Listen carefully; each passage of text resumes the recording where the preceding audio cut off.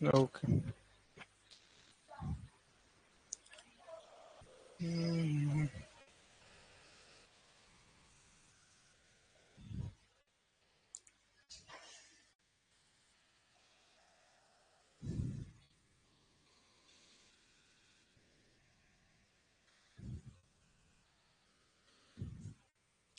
Lavish, अरे यार, पानी की बोल देना यार।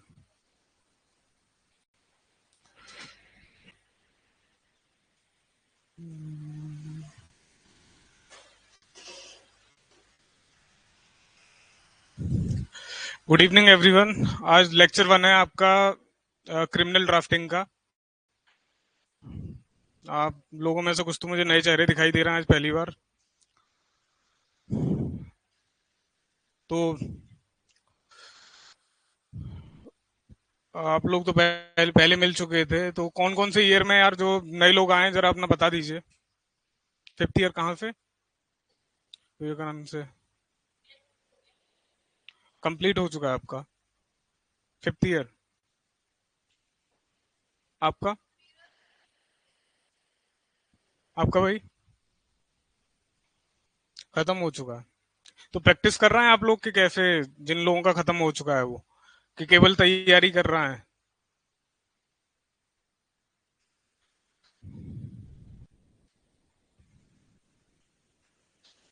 यूपी एपीओ के लिए भी ये नेसेसरी क्लास है एक्चुअली। मैं बताऊं, क्योंकि ड्राफ्टिंग का तो वहां पे भी आता है सब। अगर ये क्लासेस आप करते रहेंगे तो आपको पता रहेगा कि ड्राफ्टिंग में क्या जरूरी है, और वहां पे भी क्वेश्चंस जो आते हैं आपके, वो यूपी एपीओ में, वो इसके बेसिस पे आपको मिल जाएंगे कुछ ना कुछ। सिलेबस चेंज भी हो रहा है, आप थोड़ा सा उस पर नजर बनाए रखिए। आप लोगों के लिए आज ऐसा है कि सबसे इम्पोर्टेंट डॉक्यूमेंट जो होता है हमारे लीगल सिस्टम का, मतलब क्रिमिनल लॉ के हिसाब से अगर देखा जाए, तो वो होता है हमारा एफआईआर। उसी के बेसिस पे सारी चीजें टिकी हुई होती हैं। ठीक है।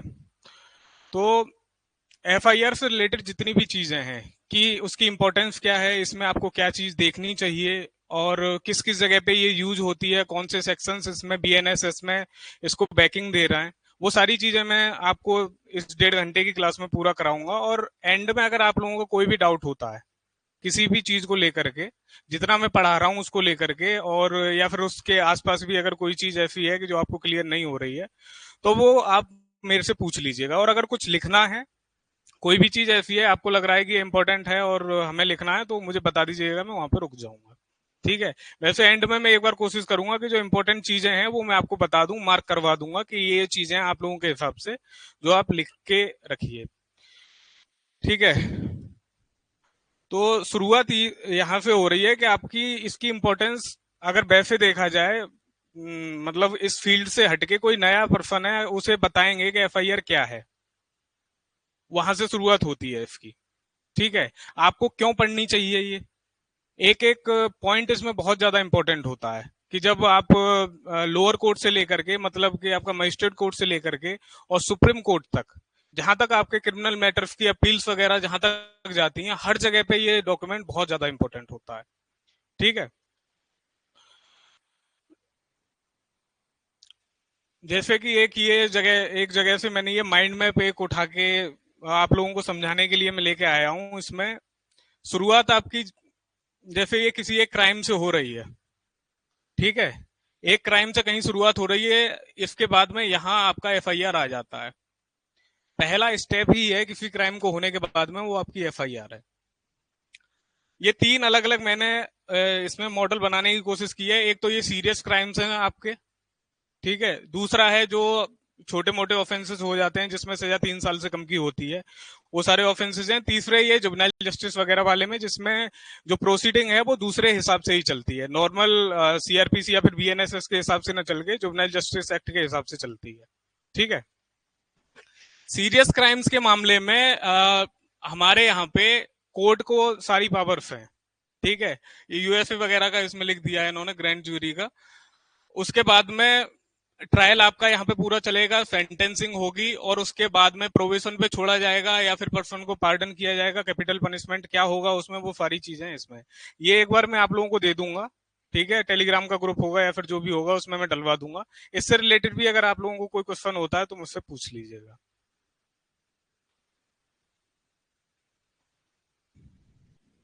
ठीक है, मैं शेयर कर दूंगा इसे। ओके। और दूसरा है आपका जहां नॉर्मल ऑफेंसेस जहां पे 3 साल से कम की सजा होती है उसमें इतना ज्यादा ये कॉम्प्लिकेटेड चीजें नहीं की जाती हैं। सीधा चलाया जाता है ट्रायल, पूछा जाता है गिल्टी मान रहे हो, ठीक है, एक्विटल हो रहा है तो ठीक है, ट्रायल चला के सेंटेंसिंग, और उसके बाद में उसे पर्सन को फिर या तो छोड़ा जाता है, छोड़ा नहीं जाता है तो फिर उसे सीधा प्रिजन में भेजा जाता है जितने टाइम की उसकी सेंटेंसिंग है उसको लेकर के।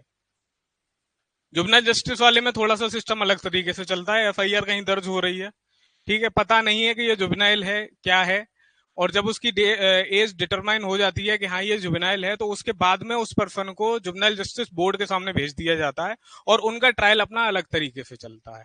तो एफआईआर यहाँ पे मतलब मेरा समझाने का मतलब ये है कि जो ये डॉक्यूमेंट है आपका, ये एफआईआर, ये हर जगह पे इंपॉर्टेंट है। ठीक है, चाहे छोटे से छोटे ऑफेंस से लेकर के बड़े से बड़े ऑफेंस में सबसे पहला कागज आपके लिए यही है।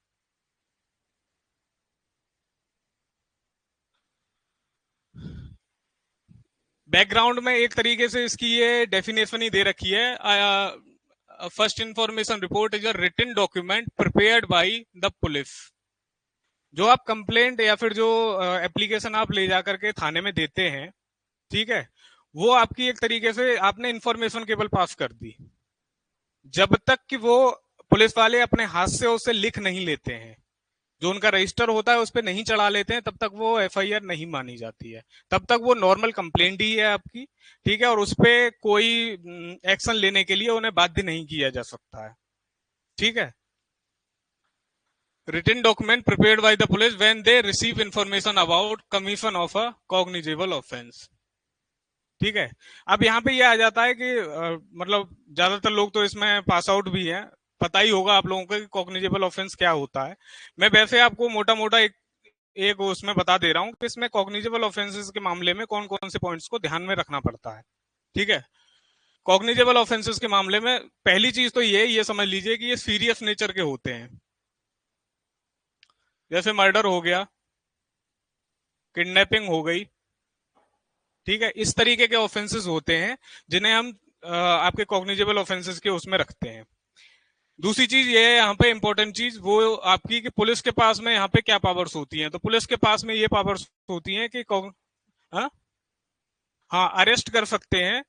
वारंट की उन्हें इसमें जरूरत नहीं होती है। इवन अगर उनके पास में सामने अगर कुछ हो रहा है, थाने के आसपास कुछ हो रहा है, या फिर उन्हें वैसे इन्फॉर्मेशन मिल गई है और वो लिख भी नहीं पाए हैं, उससे पहले भी वो जा करके किसी पर्सन को अरेस्ट कर सकते हैं, अपने पास ला करके बाद में भी उसे जीडी वीडी पे अपना चढ़ा के सब कर सकते हैं, कोई दिक्कत नहीं है, उनके पास में ये पावर होती है। ठीक है, मजिस्ट्रेट की परमिशन की तो इसमें जरूरत होती नहीं है शुरुआत में, मजिस्ट्रेट की परमिशन के रिगार्डिंग देखा जाए तो। तीसरी मतलब इसमें एक इंपॉर्टेंट चीज ये भी है कि अ, ये पब्लिक एट लार्ज के खिलाफ होते हैं ये सारे क्राइम्स जो कॉग्निजेबल ऑफेंसेस में रखे जाते हैं। उसमें कहने का मतलब ये है कि वो डायरेक्ट पब्लिक को हिट कर रहे होते हैं। जैसे मर्डर है, दिख रहा है कि सोसाइटी के अगेंस्ट में है सीधा, किडनैपिंग हो रही है, सेफ्टी को लेकर के, सोसाइटी की सेफ्टी को लेकर के इशूज उठ रहा है। ठीक है, तो ये डायरेक्ट पब्लिक को हिट करने वाले ऑफेंसेस होते हैं जिन्हें कॉग्निजेबल ऑफेंसेस के उसमें रखा जाता है। एक इंपॉर्टेंट चीज इसमें यह भी है कि इसमें लीगल ड्यूटी बन जाती है। जो पुलिस ऑफिसर होता है उसकी, जिसको भी ये केस असाइन किया गया है एसएचओ के द्वारा या फिर आईओ जिसे भी बनाया गया है उसकी, कि वो इसमें इन्वेस्टिगेशन करेगा ही करेगा। उसे फाइनल रिपोर्ट लगानी है, क्लोजर रिपोर्ट लगानी है, क्या करना है क्या नहीं करना है वो अलग की बात है। लेकिन अगर एक बार अगर एफआईआर अगर रजिस्टर हो गई है, ठीक है, तो उसे इन्वेस्टिगेशन उस मैटर में करना ही पड़ेगा। अगर वो इन्वेस्टिगेशन नहीं कर रहा है तो किसी और पर्सन को ट्रांसफर करने के लिए उसे रीजन लिख के देना पड़ेगा कि वो इस मामले में इन्वेस्टिगेशन क्यों नहीं करना चाह रहा है। ठीक है, ये है। तो ये कॉग्निजेबल ऑफेंसेस के रिगार्डिंग थोड़ा थोड़ा मतलब जिनको कंप्लीट हो चुका है उन्हें तो ज्यादातर पता ही होगा, लेकिन फ्लो फ्लो में कोई चीज छूट ना जाए इसलिए 2-3 पॉइंट ये इतना ध्यान रखिएगा। अगला है it sets the criminal justice process in motion. अगर एफआईआर अगर रजिस्टर नहीं होती है, ठीक है, तो आप किसी भी पुलिस वाले को बाध्य नहीं कर सकते हो इसके लिए कि इस पर्सन को आप अरेस्ट करो जा करके। वो उसकी मन मर्जी के ऊपर है, वो चाहे, उसे लग रहा है कि हाँ इसमें कोई कॉग्निजेबल ऑफेंस हुआ है, वो खुद से कन्विंस है, तो वो कर सकता है। लेकिन अगर एक बार अगर एफआईआर लिख गई है, ठीक है, और उसमें कॉग्निजेबल ऑफेंस अगर शो हो रहा है, तो उसे अरेस्ट करना ही पड़ेगा। ठीक है। तो क्रिमिनल जस्टिस सिस्टम को मोशन में लाने के लिए, कोई एक पहला स्टेप आगे बढ़ाने के लिए, ये एफआईआर सबसे बेसिक चीज है, फाउंडेशन है ये इसकी। अगला इंपॉर्टेंट पार्ट इसमें ये हो जाता है, anyone with the knowledge of the offence can file FIR. ये काफी लोगों को इस चीज को लेकर के वो रहता है कि एफआईआर फाइल कौन करेगा। क्या केवल और केवल विक्टिम ही कर सकता है, या फिर उसके फैमिली मेंबर्स? ये, हाँ, हाँ, कोई भी पर्सन हो सकता है इसमें इंफॉर्मेशन देने के लिए, क्योंकि ये क्राइम अगेंस्ट सोसाइटी होता है। ठीक है, तो सोसाइटी का कोई भी पर्सन जा करके किसी भी कॉग्निजेबल ऑफेंसेस के रिगार्डिंग अगर उसे जानकारी मिली है, ठीक है, तो वो जा करके उस सूचना को कंसर्न थाने को दे सकता है। इवन अगर दूसरा भी कोई थाना है आसपास, वहां पे भी जाके वो दे सकता है कि हाँ भैया उस थाने के एरिया में ये ऑफेंस हुआ है, तो वो 0 एफआईआर लिख के और उस कंसर्न थाने को वो ट्रांसफर कर देते हैं उसमें। ठीक है, तो एक तरीके से आपकी ड्यूटी भी बन जाती है, अगर किसी ऑफेंस को लेकर के आपको पता चल रहा है, तो आप जाकर के बता दीजिए, और बाकी की सारी विवेचना फिर पुलिस के ऊपर है, वो देखेंगे अपने हिसाब से। लीगल बेसिस में अगर देखा जाए तो सेक्शन 173 ये बीएनएसएस का है आपका, ये इंपॉर्टेंट इसमें हो जाता है, जो कि पुराने उसमें सीआरपीसी में 154 था सीआरपीसी का। इसमें ये प्रोविजन दे रखा है कि आपको एफआईआर आप रजिस्टर करा सकते हैं जाकर के किसी भी कॉग्निजेबल ऑफेंस के रिगार्डिंग। अगर कोई आपको सूचना मिल रही है, आपने देखा है कुछ, तो आप जाकर के वहां पे बता सकते हैं। यहां तक कोई अगर डाउट हो, कोई चीज अगर क्लियर ना हुई हो, ठीक है सब।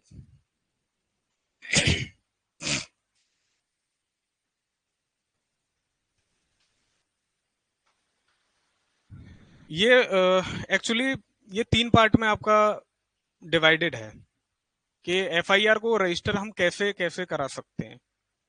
ठीक है, पहली चीज तो ये है कि आप जाएंगे पुलिस के पास, जो भी कंसर्न थाना है उसके पास आप जाएंगे, अपनी सारी बात बताएंगे। अगर वो कन्विंस होंगे आपकी बात से, कन्विंस होंगे का मतलब है कि कोई कॉग्निजेबल ऑफेंस उन्हें उसमें दिखाई दे रहा है, तो वो वहां पे लिखेंगे, और लिखने के बाद में फिर अपनी विवेचना आगे की चालू कर देंगे। अगर उन्हें नहीं लग रहा है, किसी और रीजन से, 50 रीजन होते हैं उन लोगों के तो न लिखने के, तो आप क्या करेंगे? फिर आपके पास में दूसरा ऑप्शन होता है कि आप उस जो एरिया का एसएसपी है उसके पास आप जाइए, और ले जा करके अपनी जो भी कंप्लेंट है और जो भी एविडेंसेस आपके पास में है, कि आप कह रहे हैं कि आपके पास वीडियो रिकॉर्डिंग है, जो भी है, वो ले जा करके उसको दिखाइए। अगर वो अगर उस पर अगर एग्री हो जाता है, तो फिर वो फॉरवर्ड कर देता है थाने को कि इस मामले में आप विवेचना करके और रिपोर्ट न्यायालय में प्रस्तुत कीजिए, प्रेषित कीजिए, उसके लिए वो डायरेक्शन दे देता है। ठीक है, अगर ये दोनों ऑप्शन अगर आपके एग्जॉस्ट हो जाते हैं और ये लगता है कि ये दोनों जगह से ही हमारा काम नहीं बन रहा है, तब आप लास्ट ऑप्शन आपके पास होता है कि आप न्यायालय की शरण में जाते हैं और वहां पे ले जाकर के अपनी एप्लीकेशन लगाते हैं। ठीक है, आप उसमें कोई ऐसी बाउंडेशन नहीं है कि कौन जाएगा, कौन क्या करेगा, घर परिवार का कोई भी व्यक्ति, या फिर जैसे इन्फॉर्मेशन कोई भी देने जा रहा है, ऐसे ही एप्लीकेशन भी कोई भी लगा सकता है कि हाँ ऐसे करके, मतलब जनहित याचिकाएं भी बहुत सारी पड़ती रहती हैं हाई कोर्ट में और सुप्रीम कोर्ट में इन सब चीजों को लेकर के, कि लाइक ये ऑफेंसेस हो रहे हैं और इनको लेकर के पुलिस कोई कार्रवाई नहीं कर रही है। वो भी एक वो सो मोटो कॉग्निजेंस भी लेते हैं बहुत सारे मैटर्स में। लेकिन हमारे लिए केवल 3 ही इंपॉर्टेंट चीजें हैं। पहला हमारा के पुलिस के पास जाएंगे, दूसरा हम जाएंगे एसएसपी के पास, तीसरा हम कंसर्न मजिस्ट्रेट जो है उसका उस मजिस्ट्रेट के पास में ले जा करके अपना जो एप्लीकेशन है वो देंगे, और वो उसके बाद में उस पे सुनने के बाद में निस्तारण करेंगे। अगर उन्हें लगता है कि हाँ इसमें कोई ऑफेंस हुआ है, तो फिर वो अपनी मतलब कंसर्न थाने को ही बोलते हैं कि आप विवेचना इसमें करके हमें रिपोर्ट दीजिए। ठीक है, तो इसमें ये आपका पहला है, पहला पार्ट, कि जब आप थाने पे जा रहे हैं तो किन किन चीजों का आप ध्यान रखिए कि जो आप एप्लीकेशन लेके जा रहे हैं उसमें आपको क्या क्या आपको इंक्लूड करके लेके जाना है। थाने वालों के में भी FIR must be disclosure cognizable offence उसमें हो रहा है, इस तरीके की कोई एप्लीकेशन आपकी होनी चाहिए। ऐसा नहीं है कि आपने कोई भी कहानी लिख दी, कहानी आपकी समझ में आनी चाहिए और उसमें कोई ना कोई पार्ट एक इस तरीके से बता रहा हो कि हाँ इसमें कोई कॉग्निजेबल ऑफेंस हुआ है। ठीक है, अगर कॉग्निजेबल ऑफेंस आपके साथ में बेशक कुछ भी गलत हुआ है, कोई भी चीज है सामने से दिखाई दे रहा है और उन्हें लग रहा है कि भाई आपकी जो जो भी आपने एप्लीकेशन दी है और उसमें वो सारे चीजें डिस्क्लोज नहीं हो रही हैं, वो एप्लीकेशन आपकी एक्सेप्ट नहीं करेंगे। बेशक आप ओरली जब उन्हें बताएं तो वो लिख सकते हैं, लेकिन उस एप्लीकेशन को वो एक्सेप्ट नहीं करेंगे एज एफ आई आर। ठीक है। It can be given orally या फिर राइटिंग में आपको देनी है ऑफिसर इंचार्ज। इसमें देखिए दो लोगों की भूमिका आती है जब हम थाने पे जाते हैं तो पहला होता है हमारा ऑफिसर इंचार्ज, जिसे हम एसएचओ बोलते हैं, और दूसरा इसमें होता है इंपॉर्टेंट पर्सन, वो होता है हमारा आईओ, इन्वेस्टिगेटिंग ऑफिसर होता है। इन दो लोगों की भूमिका आती है।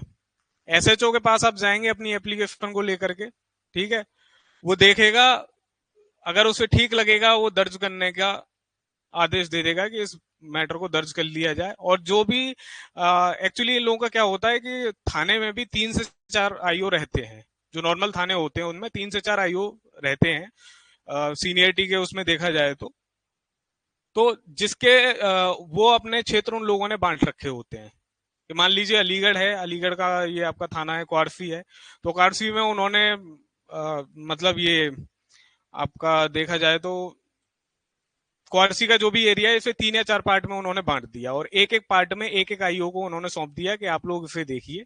ठीक है, उसमें उस एरिया का जो भी आईओ होगा उसके पास में वो मैटर फिर वो ट्रांसफर कर देता है कि अब इसमें विवेचना आगे की आप करिए। लेकिन एक चीज होती है कि जो भी ये विवेचना कर रहा होता है इसमें आईओ, ठीक है, वो इसके सुपरविजन में ही रहती हैं सारी चीजें। उनको लूप में लेके रखना पड़ता है क्योंकि जो भी न्यायालय में आपको मजिस्ट्रेट के सामने जो भी इन्वेस्टिगेशन के बाद में रिपोर्ट भेजनी है, ठीक है, वो रिपोर्ट इनके साइन के साथ जाती है। जो आपके एसएचओ होते हैं इनका साइन होता है आपका, इसके साथ में सीओ होता है। और बहुत सारे केसेस में जो ठीक ठाक केसेस होते हैं, मतलब थोड़े सीरियस नेचर के होते हैं, उन केसेस में तो इवन एसएसपी के द्वारा भी भिजवाई जाती है।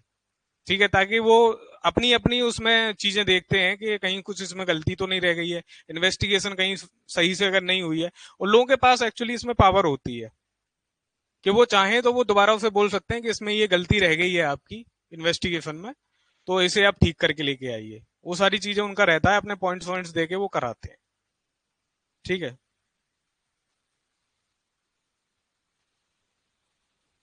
मैं एंड में एक बार भाई मैं लिखाऊंगा आपका जो भी नाम दीपिका सिंह, मैं एंड में लिखवाऊंगा। मैंने शुरुआत में बता दिया था कि जो इंपॉर्टेंट पॉइंट रहेंगे वो सारे मैं आपके लिखवा के जाऊंगा। ठीक है। ये आपका पुलिस स्टेशन का। अब अगला इसमें पॉइंट है, police must read back the information and get the इंफॉर्मेंट signature. जो चीजें उन्होंने लिखी हैं, अपनी जो एक फॉर्मेट होता है उसमें जब ये लिख लेते हैं तो जिस पर्सन ने इंफॉर्मेशन दी है उसको इन्हें रीड करके सुनाना होता है कि आपने जो इन्फॉर्मेशन दी ओरली आपने बता दी या फिर इन राइटिंग में मुझे दे दी, तो मैंने ये उतार के आपका इसमें रखा हुआ है, आप चाहें तो इसे देख लें।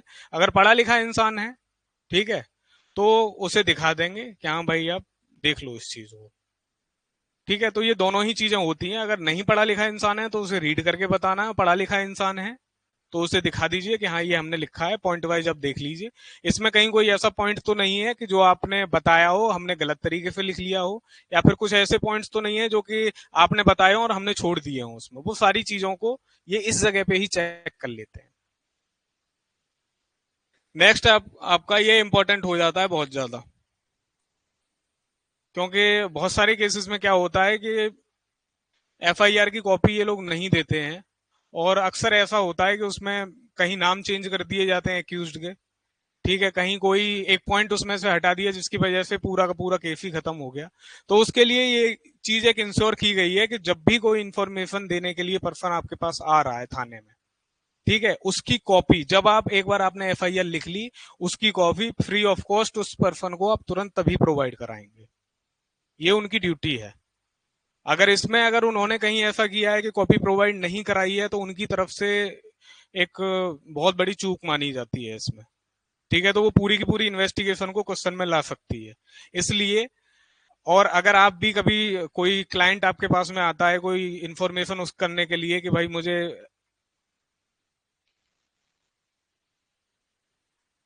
हाँ की जा सकती है भाई, कंसर्न मजिस्ट्रेट को करो आप जाकर के कंप्लेन, वो देखते हैं उसको।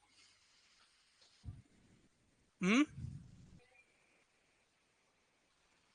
नहीं नहीं, वो जिसने लिखी है ना कॉपी, हाँ, अगर उन्होंने नहीं दी है तो दूसरा ऑप्शन आपके पास में कोर्ट का होता है, क्योंकि वो सारी कॉपी वो ला करके कोर्ट में सबमिट करते हैं, उनकी ड्यूटी होती है ये कि एक टाइम पे वो ले जाके सबमिट करते हैं।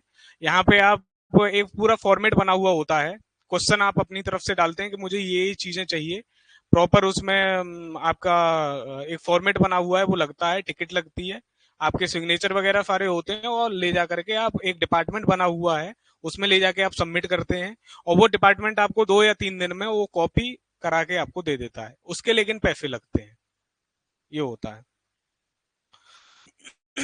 ठीक है, तो अगर कॉपी अगर उन्होंने प्रोवाइड नहीं कराई है तो ये बहुत बड़ी समस्या हो सकती है। और आप लोगों के लिए भी मैं ये बता रहा था कि अगर आपके पास कोई क्लाइंट आता है, कोई पर्सन अगर पूछने के लिए आता है कि मैं ये एफआईआर कराने जा रहा हूँ, इसमें क्या क्या चीजें हैं, तो आपको भी अभी आगे चीजें बताऊंगा जिनको ध्यान में रखना है। उसके साथ साथ ये भी बोलिए कि आप एफआईआर की कॉपी जरूर अपने साथ ले लें। ठीक है, क्योंकि जो कॉपी आपको एक बार मिल गई है, मान लीजिए न्यायालय के सामने कुछ और उसमें से भेज दिया गया, कुछ कट कर दिया गया, कुछ कर दिया गया, तो जो वो कॉपी है ना आपकी, उस कॉपी से आप मिला के देख सकते हैं, उसे क्रॉस चेक कर सकते हैं कि कहीं इसमें कुछ गड़बड़ तो नहीं हुई है। अगर कुछ गड़बड़ हुई है तो आप तुरंत मजिस्ट्रेट को आप जाकर के बताइए कि यहाँ पे ये दिक्कत है, इसमें ये लाइन बढ़ा दी गई है, घटा दी गई है, या फिर ये नाम घटा बढ़ा दिया गया है। ठीक है, अक्सर ऐसा करते नहीं है वो लोग, लेकिन हो सकता है, बहुत सारी चीजें यहाँ पॉसिबल है। तो वो आपकी बात सुनेंगे और उसके बाद में फिर उसका निस्तारण उस हिसाब से होगा, कुछ तो हो आपके पास में स्टैंड करने के लिए, इसलिए ये कॉपी होना बहुत जरूरी होता है। ठीक है।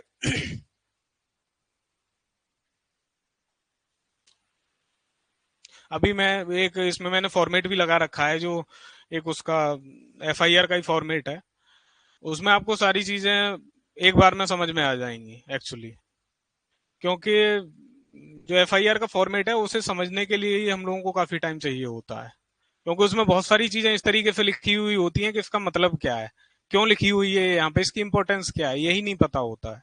जब आप पहली बार जाते हो ना कोर्ट में, किसी के अंडर में प्रैक्टिस कर रहे हो, कुछ भी कर रहे हो, तो वो आप लोगों से ये एक्सपेक्ट करता है कि ये सारी चीजें आपको पहले से आ रही होंगी। किसी चीज की समरी बनाने के लिए अगर आपको मान लीजिए कोई एक केस दिया, उसमें 20 डॉक्यूमेंट लगे हुए हैं, ठीक है, उसमें सबसे पहला डॉक्यूमेंट कौन सा होगा जिसकी आप समरी बनाएंगे, क्रिमिनल केस है, तो सबसे पहला डॉक्यूमेंट आपकी एफआईआर होती है। और एफआईआर में से कौन कौन से पॉइंट्स आपको निकाल के केवल रखने, क्योंकि अगर सब कुछ लिख के रख दिया तो वो कॉपी में और उसमें अंतर क्या रह जाएगा। इंपॉर्टेंट पॉइंट कौन से हैं वो सारे मैं अभी आपको मार्क भी करा दूंगा और लिखवा भी दूंगा।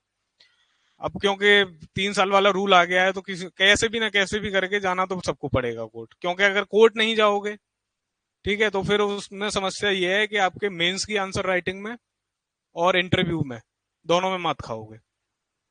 या तो चीजें आपको यहाँ से प्रॉपर तरीके से समझ में आ जाए, मैं इसीलिए कह रहा हूँ ये चीजें बहुत ज्यादा इंपॉर्टेंट है, इस हिसाब से इन्हें देखना कि लाइक तुम कोर्ट गए हो और तुमने ये सारी चीजें वहीं सीखी हैं।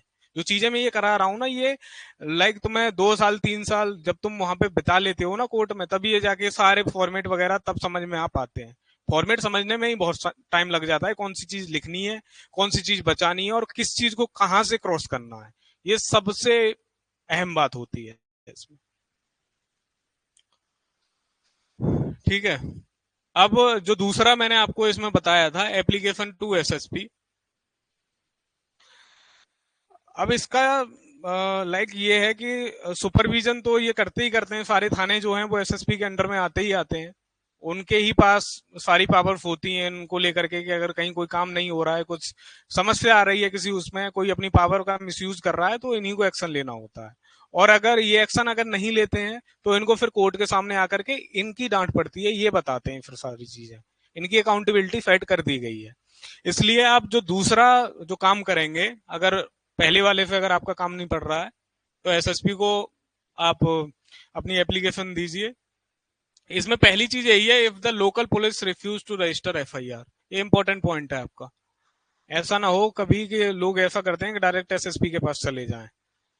ठीक है, आजकल तो लाइक इस तरीके की चीजें हैं कि थाने में भी कैमरे लगे हुए हैं, सारी चीजें हैं। आपने बताया कि मैं इस टाइम गया था वहां पे थाने में और मेरी रिपोर्ट नहीं लिखी गई, वो फोन करेगा कंसर्न थाने को। अगर कोई सेंसिटिव मैटर हुआ तो, हर मैटर में नहीं करते हैं, कोई बहुत ज्यादा सेंसिटिव मैटर है तो वो क्रॉस चेक कर भी सकता है कि भाई इतना सीरियस मैटर है और आपके पास में कोई पर्सन आया और आपने रिपोर्ट नहीं लिखी, क्यों नहीं लिखी।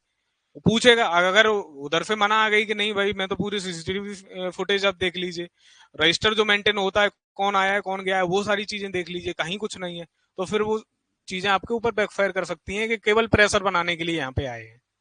ठीक है, तो पहला काम मतलब कंसर्न थाने में जाना बहुत जरूरी है। वो रिफ्यूज कर देते हैं कोई दिक्कत नहीं, एप्लीकेशन आपकी नहीं लेते हैं कोई दिक्कत नहीं है, न लें।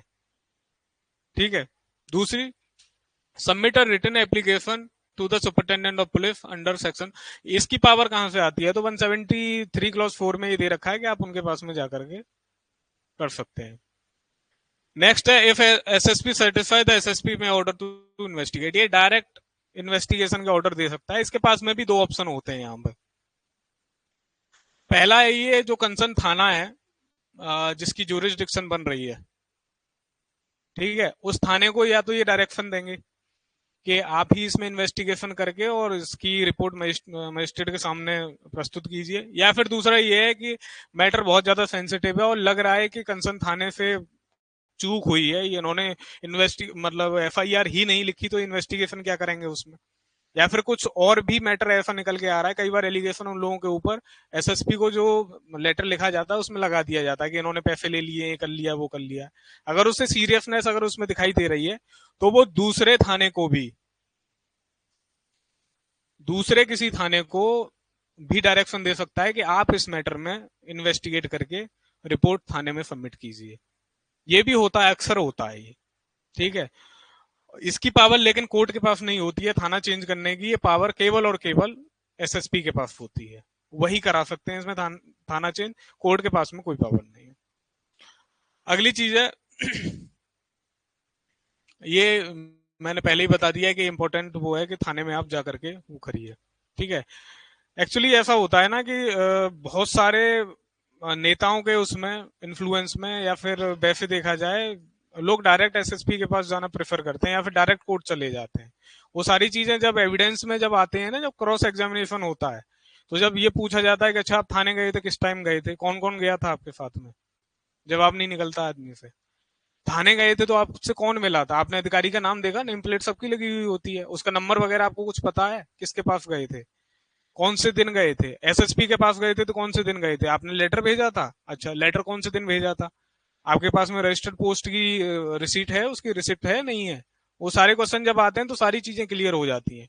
फिर वो एविडेंस में जब ये सारी चीजें आती हैं आपके उसमें बयानों में, फिर वो पूरे केस पे असर डालती हैं। वो ये तो शुरुआत से ही इसका कंडक्ट इस तरीके का रहा है, ये झूठी बोलता आ रहा है आदमी, फिर ये यहाँ पे कैसे सच बोल रहा होगा। तो इन सब चीजों को इससे बचने के लिए ये जरूरी होता है कि सारे स्टेप आप प्रॉपर तरीके से फॉलो करें और तब ही कोर्ट पहुंचे।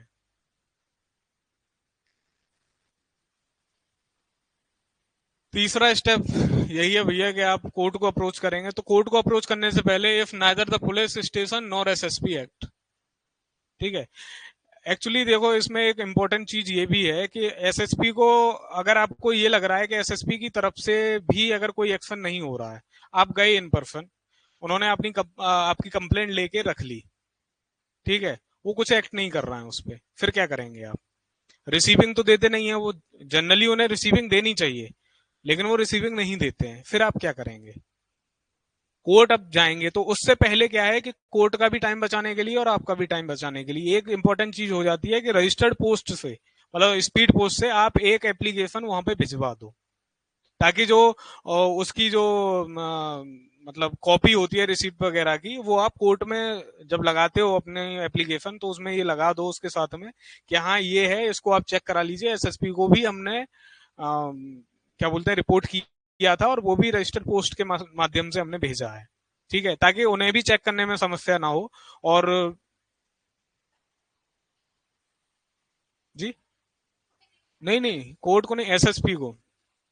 एसएसपी ऐसा है, एक बार आप गए, अगर उन्होंने रिसीविंग दे दी उस पे, कोई समस्या नहीं है, आप सीधे कोर्ट चले जाइए। उस पर अगर कोई एक्ट नहीं कर रहा है वो, ठीक है। अगर रिसीविंग नहीं दी है तो फिर वो कोर्ट पूरे तरीके से फिर दोबारा से एसएसपी से पूछेगा कि क्या आपके यहाँ पे ये हुआ। उस पूरे प्रोसेस को बचाने के लिए एक सिंपल रास्ता है, तो उसके बाद एक रजिस्टर पोस्ट से आप भेज दीजिए, एक दिन का टाइम बीच में ले लीजिए और उसके बाद में फिर आप कोर्ट जाइए। जब पहुंच जाए ना, ऐसा होता है कि ऑनलाइन ट्रैकिंग का पूरा सिस्टम होता है आजकल, तो उस नंबर से आप ट्रैक करते रहिए कि अब एसएसपी के पास में पहुंच गई है ऑफिस में। एक दिन का या 2 दिन का उसके बाद हम वेट करिए, कंसर्न थाने में एक बार पता कर लीजिए कि वहां से कोई डायरेक्शन आया है, नहीं आया है। नहीं आया है तब आप न्यायालय जाइए। ये एक पूरा मतलब प्रोसेस बना हुआ है जो कि एक सेफ प्रोसेस है। अगर आपको अपना मुकदमा सही तरीके से अगर दर्ज कराना है तो ये बहुत सही रास्ता है, ठीक है।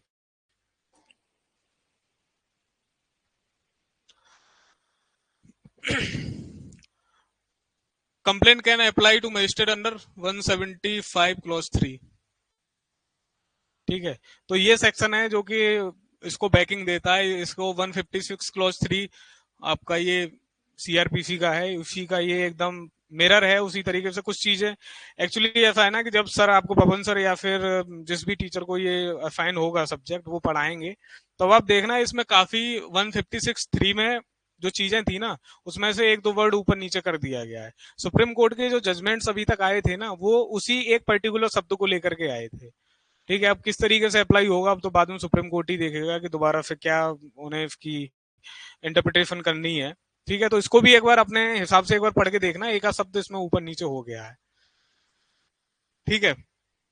ये सेक्शन इसको बैकिंग दे रहा है। Magistrate can direct police to register FIR and investigate. वो डायरेक्ट जो कंसर्न थाना होता है ये एसएसपी को नहीं भेजते हैं ये, ठीक है। जो कंसर्न थाना है उसको ये भेजेंगे, मतलब कोर्ट की तरफ से।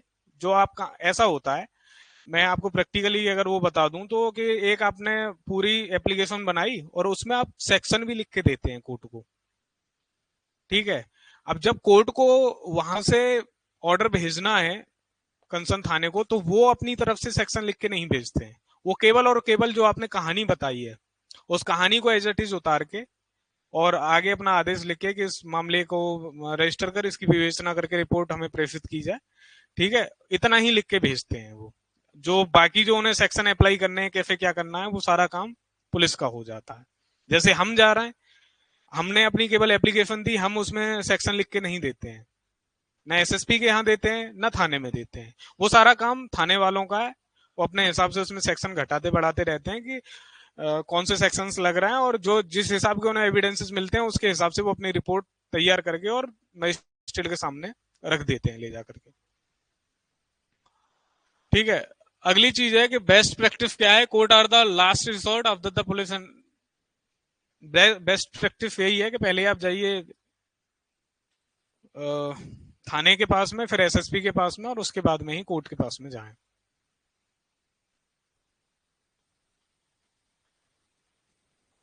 क्रिमिनल लॉ को मोशन में लाने के एक थोड़ा सा ऐसा होता है कि आपको कोई चीज अगर उसमें ग्राफ वगैरह में अगर दिख जाती है तो ठीक रहता है। एफआईआर का तो सीधा है, कॉग्निजेबल ऑफेंस के लिए जाइए। क्रिमिनल कंप्लेंट आपकी रिटर्न या ओरल मजिस्ट्रेट को होती है। ये शब्द किसके साथ में एसोसिएटेड है ये आपको पता होना चाहिए। एफआईआर का तो ज्यादातर जो है वो पुलिस स्टेशन से ही एसोसिएटेड है, इसमें मजिस्ट्रेट का बहुत ज्यादा कोई काम नहीं होता है।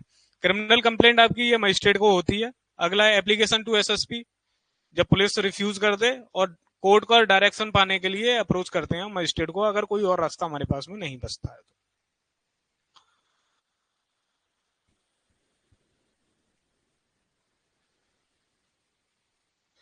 अब देखिए ये कुछ इंपॉर्टेंट चीजें हैं जो कि आगे उसमें जो मैंने फॉर्मेट लगाया है उसमें भी आप लोगों को दिखाई देंगी। लेकिन इन चीजों पे अभी से थोड़ा सा ध्यान रखना कि कौन सी चीज मैं बता रहा हूँ, ठीक है। पहली चीज है, जो इंडिया में जो प्रैक्टिस हो रही है उसका स्टैंडर्ड फॉर्मेट है एक एफआईआर का, ठीक है। उसमें सबसे पहली चीज जो इंपॉर्टेंट हो जाती है वो हो जाती है डिस्ट्रिक्ट, कहाँ एफआईआर फाइल हुई है।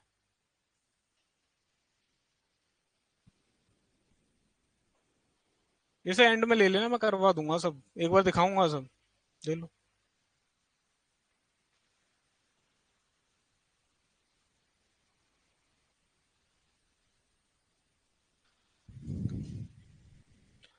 ठीक है, सबसे पहली इंपॉर्टेंट चीज यहाँ पे हो जाती है जो आपका जो जिला है, किस जिले में ये एफआईआर रजिस्टर हुई है। दूसरी जो इंपॉर्टेंट चीज है, ये आपका पुलिस स्टेशन, कौन से पुलिस स्टेशन में ये एफआईआर दर्ज हुई है।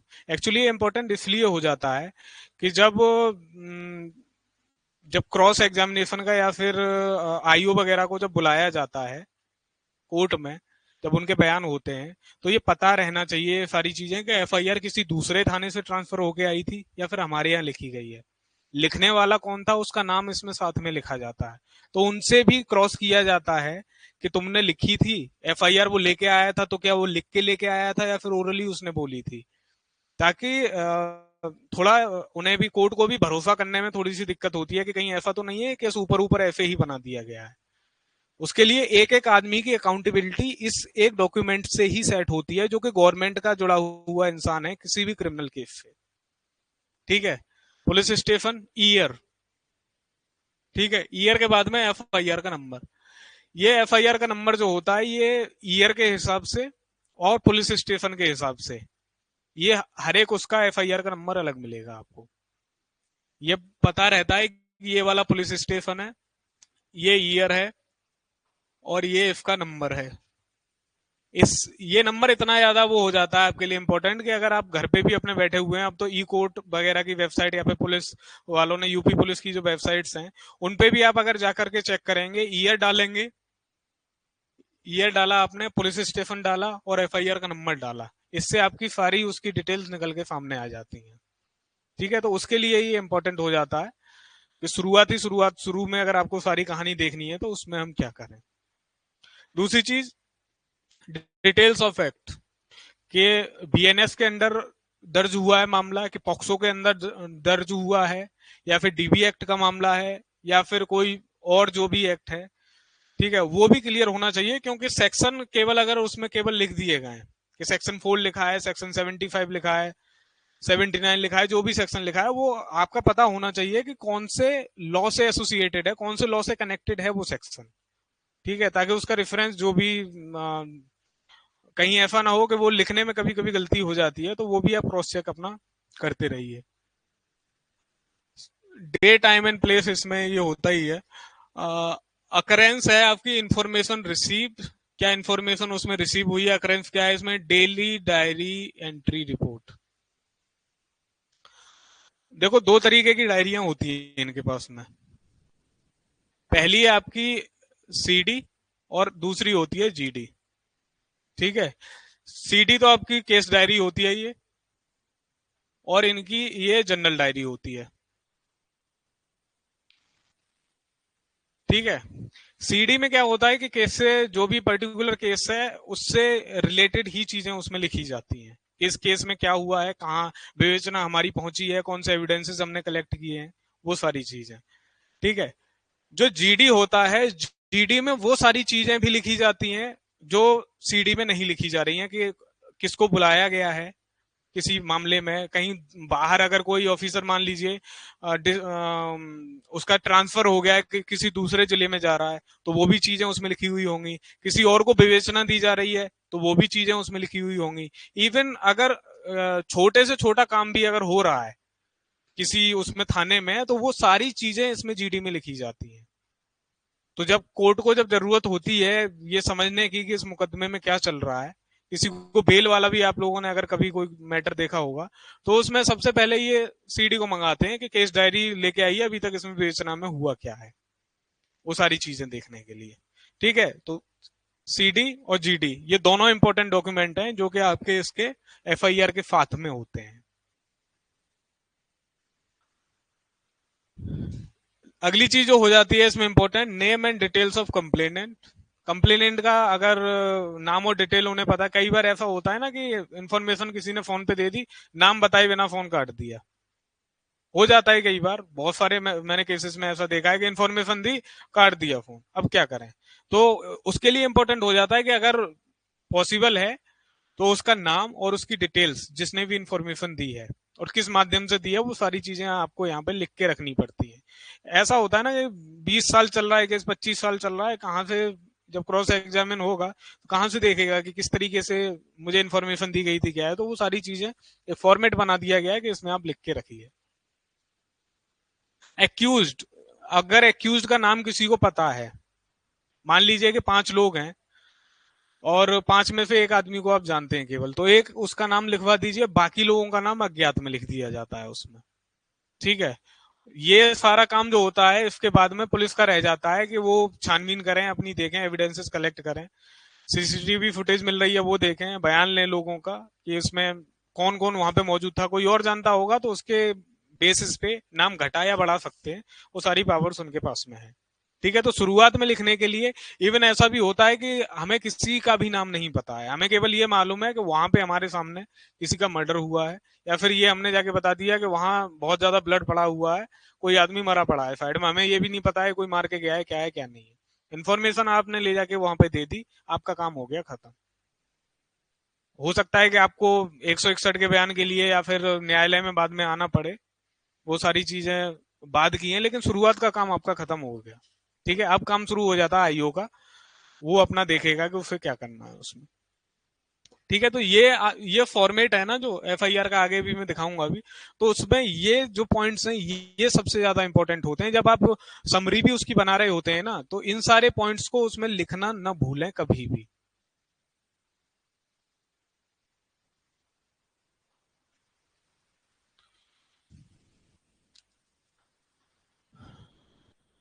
देखो, प्रैक्टिस में हम लोग हैं तो थोड़ा सा ये रहता है कि एफआईआर हम लोगों को वैसे लिखवानी नहीं चाहिए। कोई भी अगर पर्सन हमें अप्रोच कर रहा है कि मेरे साथ में कोई घटना हुई है तो मैं क्या करूं, तो उसे केवल इतना बता दें कि आप जाइए, अपनी जो भी आपके साथ में घटना हुई है उसे ले जा करके और थाने में आप बता दीजिए, या फिर आप लिख के दे दीजिए। ठीक है, अगर किसी भी उसमें मुकदमे में अगर ये प्रूव हो जाता है कि ये एफआईआर जो है किसी वकील ने लिखी है, ठीक है, तो उसमें बड़ी समस्या हो जाती है। क्योंकि दो दो चीजें हैं, कोई अगर एडवोकेट अगर कोई अगर एफआईआर अगर लिख रहा है और कोई नॉर्मल पर्सन एफआईआर लिख रहा है, उसमें जमीन आसमान का अंतर हो जाता है। हमारा जो वो रहता है फोकस, वो इस पे रहता है कि कौन कौन से सेक्शंस इसमें, एक लाइन मैंने लिखी है तो एक लाइन में मैं कोशिश करूंगा कि 3 सेक्शन मेरे लग जाएं। ठीक है, और नॉर्मल पर्सन का ये रहता है कि पूरी कहानी बताया है, 2 ही सेक्शन लग रहे हैं, वो भी किसी काम के नहीं है। ठीक है, तो टू द पॉइंट लिखवाता है एडवोकेट, तो इसलिए ये होता है कि फिर उसमें और भी बहुत सारी चीजें ऐसी इंक्लूड करवा देते हैं जिसका कोई मतलब नहीं है।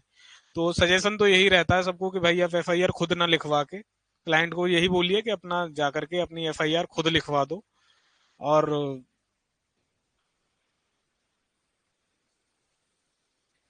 कौन,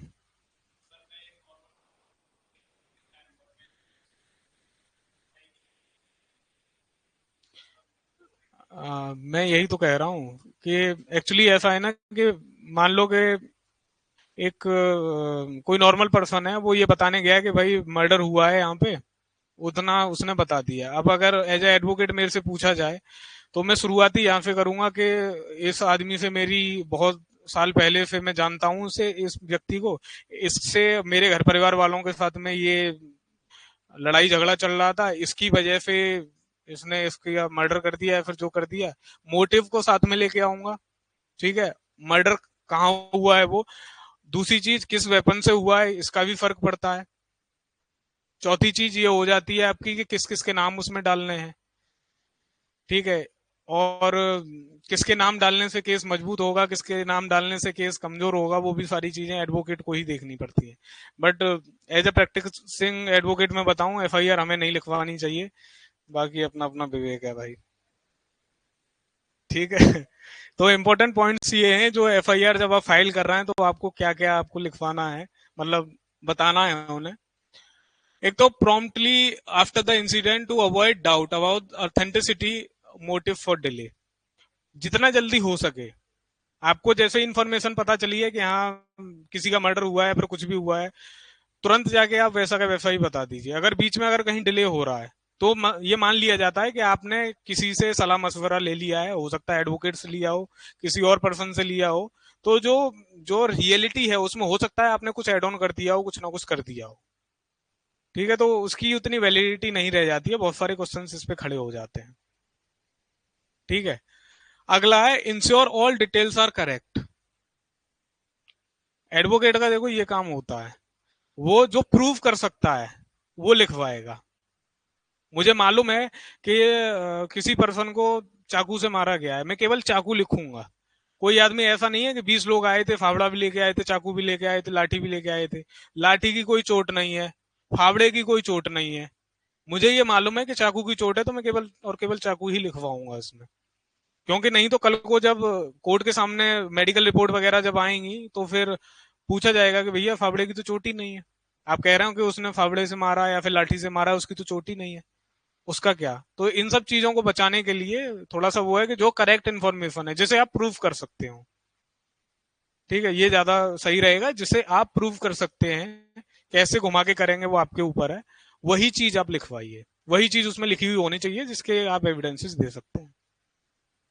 कौन है, कहाँ, व्हाट, वेयर, व्हेन, हाउ, ये सारी चीजों को आप ध्यान में रख के तब आप जो डिटेल्स हैं उन्हें लिखवाएं। ठीक है।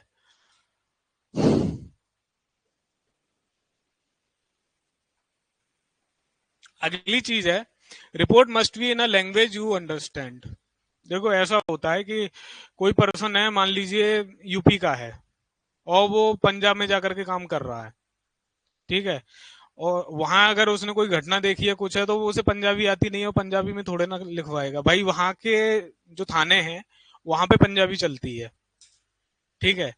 तो जो रिपोर्ट आप कर रहे हैं वो अपनी लैंग्वेज में ही लिखवाएं। और ये पुलिस वालों की भी ड्यूटी होती है कि वो उसी लैंग्वेज में लिखें, चाहे उन्हें ट्रांसलेट करने वाला पर्सन बुलाना पड़े, कुछ भी करना पड़े, उसी लैंग्वेज में लिखें जिस लैंग्वेज में वो पर्सन बता रहा है। आप कोर्ट में भेजेंगे, कहीं और भेजेंगे, ट्रांसलेट करके उसे भेजेंगे, हिंदी में बोल रहा है, इंग्लिश में बोल रहा है, वो उसी तरीके से लिखिए, अपना ट्रांसलेट करके भेज दीजिए। क्योंकि जब बाद में अगर कोई क्वेश्चन इस चीज पे उठता है कि इसने ये बोला था और आपने ये लिख दिया, तो ओरिजिनल फॉर्मेट उनके पास में होना चाहिए कि ये ओरिजिनल इसने लिख के दिया है मुझे, ये मैंने यहाँ पे लिखा है, और इसी को मतलब ट्रांसलेट करके मैंने ये बनाया है। अगर किसी भी चीज को लेकर के आपका क्वेश्चन है, जो इसमें लिखा हुआ है और वो इसमें नहीं है, आप उसे ऐड कर लो या फिर हटवा दो। तो उस सबको बैलेंस करने के लिए उसी फॉर्मेट में हमेशा, मतलब उसी लैंग्वेज में लिखवाना होता है जिस लैंग्वेज को वो पर्सन समझ सके जो लिखवाने के लिए गया हुआ है। ठीक है।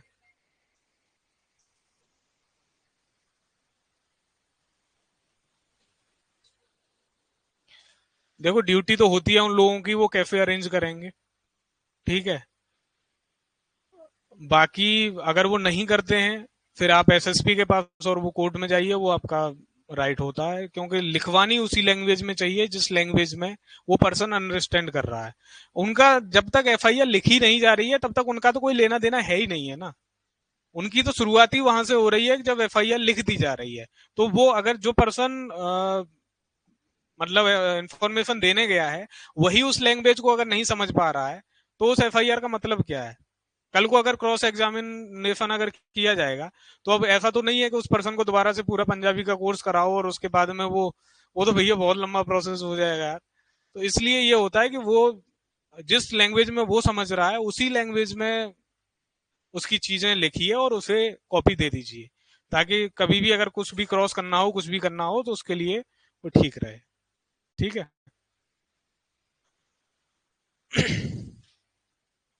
अगली इंपॉर्टेंट चीज हो जाती है, police must record what you से, नॉट देयर ओन वर्जन। ऐसा नहीं है कि आपसे पूरी कहानी सुनी और उसके बाद में उन्होंने अपने हिसाब से लिख दी। नहीं भैया, ये नहीं चलेगा, वो तो पता नहीं क्या क्या बना देंगे। तो इसलिए जैसा आप बोल रहे हैं, पॉइंट वाइज पूरी चीज, कॉमा बताया, फुल स्टॉप बताया, जो बताया वो हर चीज उन्हें लिखनी है। बट वो मतलब रिलेटेड उस क्राइम से होनी चाहिए। ऐसा नहीं है कोई भी कहानी सुना रहे हैं बैठ के, ठीक है। तो वो सारी चीजें जैसे वो पर्सन बता रहा है वैसे लिखिए, पुलिस अपने वर्जन में नहीं लिखेगी उसे। ये मैंने आपको पहले बता ही दिया है कि get a copy of FIR free of charge, जो पर्सन इंफॉर्मेशन देने जा रहा है। एक्चुअली जितने भी इंपॉर्टेंट डॉक्यूमेंट्स है ना, जैसे चार्जशीट है आपकी, या फिर एफआईआर की कॉपी है, या फिर जो बयान कराए जाते हैं कोर्ट में उनकी कॉपी है, ये फ्री ऑफ कॉस्ट ही मिलती है, क्योंकि ये इंपॉर्टेंट डॉक्यूमेंट होते हैं। वैसे आप निकलवाएंगे, जैसे कल मतलब मैं लास्ट एक क्लास और ले रहा था एफआईआर पे, उसमें बहुत सारे बच्चों के ये डाउट आ रहे थे कि सर सीडी और जीडी को क्या हम निकलवा सकते हैं आरटीआई के थ्रू या फिर वैसे। सीडी और जीडी को मैं उसमें भी यही बताया था कि भाई उसे आप नहीं निकलवा सकते हैं, लीगल तरीके से आप कभी भी इन डॉक्यूमेंट्स को टच नहीं कर सकते हैं। बाकी एडवोकेट्स को काफी चीजें देखनी पड़ती हैं, क्योंकि इसमें बहुत सारी इंपॉर्टेंट चीजें ऐसी मिल जाती हैं सीडी और जीडी में, जो कि क्रॉस एग्जामिनेशन में हम लोगों को बहुत हेल्प करती हैं। तो वो हमें तो देखनी पड़ती है, वो फाइल वहां पे जाके हम देख लेते हैं कि उसमें क्या चल रहा है। हाँ, वो प्रिविलेज्ड ही रहती है। इवन मतलब बाद में तो अगर आप जब सारी चीजें हो गई हैं उसके बाद भी जीडी को तो आप फिर भी नहीं देख सकते हैं। हाँ, वो पुलिस स्टेशन उसे तो आप फिर भी नहीं देख सकते हैं। सीडी का ये है कि अगर जब पर्सन मान लीजिए कोई पुलिस वाला आया, वो अपनी मेमोरी फ्रेश करने के लिए देख रहा है उसे, तो फिर उसके बाद में फिर तो हम देख सकते हैं। लेकिन तब तक देखने के लिए आपको कुछ बहुत सारे और रास्ते देखने पड़ते हैं, उनसे आप देखते हैं। क्योंकि अगर वो सारी चीजें बाहर आ जाती हैं तो उनके भी जो इन्वेस्टिगेशन में जो भी लूप होल्स रह गए और सारी चीजें वो हमें पता चल जाती हैं। तो इसलिए इन सब चीजों को बहुत सीक्रेट रखा जाता है। ठीक है। अगली चीज इसमें है, do not sign the FIR unless read out and verified by you. जब तक उस पे, क्योंकि साइन होते ही होते हैं, जो पर्सन इन्फॉर्मेशन देने जा रहा है उससे साइन कराए ही जाते हैं उस पे। तो जब तक आप उसे पढ़ नहीं लेते हैं, सुन नहीं लेते हैं, और आपको लगता है कि आपका वर्जन लिखा गया है, तो ही आप साइन करिए। अगर उन्होंने अपनी तरफ से कोई चीज घटा बढ़ा दिया या फिर अपना वर्जन लिख दिया, आप मना कर दीजिए कि भाई हम इस पे साइन नहीं करेंगे।